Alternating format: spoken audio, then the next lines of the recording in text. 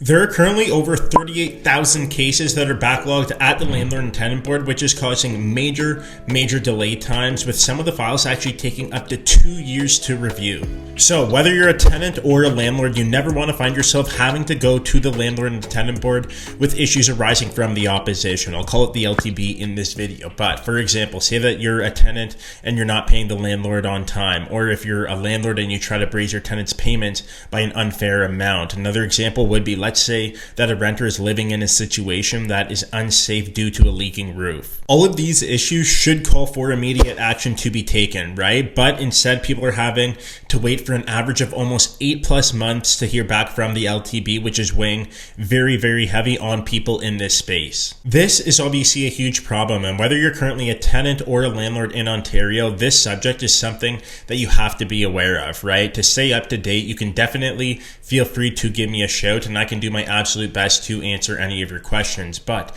I would also encourage you to do your own homework by going to tribunalsontario.ca and going to the Landlord and Tenant Board section there. I'll also drop a link in the description for you to reference, but go here and just navigate around the website, do some reading, and get comfortable. These excruciating wait times are attributed to a couple of different reasons. I want to start off by reading a quote from Paul Dubé, who's been selected to investigate the LTB matters a little more in depth. He says a combination of election, change of government, antiquated technology, a host of inefficient practices, and a global pandemic contributed to a situation in which the board has been overwhelmed by a multi-year backlog of tens of thousands of applications. I'm going to take a quick pause here. If you like these types of videos, please give this one a thumbs up and subscribe to the channel. It would really help us out. Now, back to the content. Dubé further states that people could face financial ruin due to these wait times. As I mentioned at the beginning of this video, if you're a landlord and you have a tenant that's been squatting in your unit and they haven't been paying you for a period of 6 months, call it,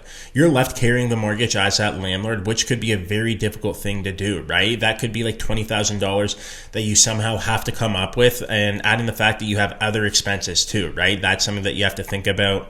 Your own mortgage that you have to pay, grocery bills, card payments, or whatever the case may be. That could turn this situation into a horror story for landlords or tenants. This is another really interesting point. A day after Paul Dubé's report came out about the inefficient practices going on at the LTB, the Ontario government announced that it will be investing $6.5 million to hire more staff to enhance operational stability and improve internal processes at the board. I'll wrap up with a similar tone to how I started this video with a quick story, but please do your homework. I cannot stress this point enough. I recently had an amazing client of mine who texted me saying that their landlord was trying to increase their rent by $450 a month, right? Luckily, my client was on the ball and they knew the guidelines here in Ontario for new buildings versus buildings that were built prior to November 2018. So we went through the comps and we just reiterated the fact that rent should only increase by X amount. At the end of the day, the landlord just increased the rent by the 2.5%